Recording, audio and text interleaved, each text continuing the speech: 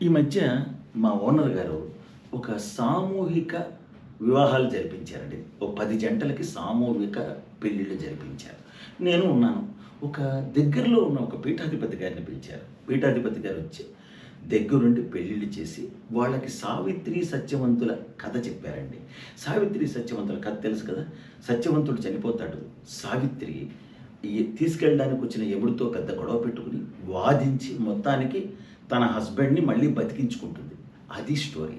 అయితే ఇదంతా అయిపోయిన తర్వాత ఒక ఈ స్టోరీ అయిపోయిన తర్వాత గురువుగారు ఒక పెళ్ళికొడుకుని లేపి, "బాబు, నీకేమర్థమైంది?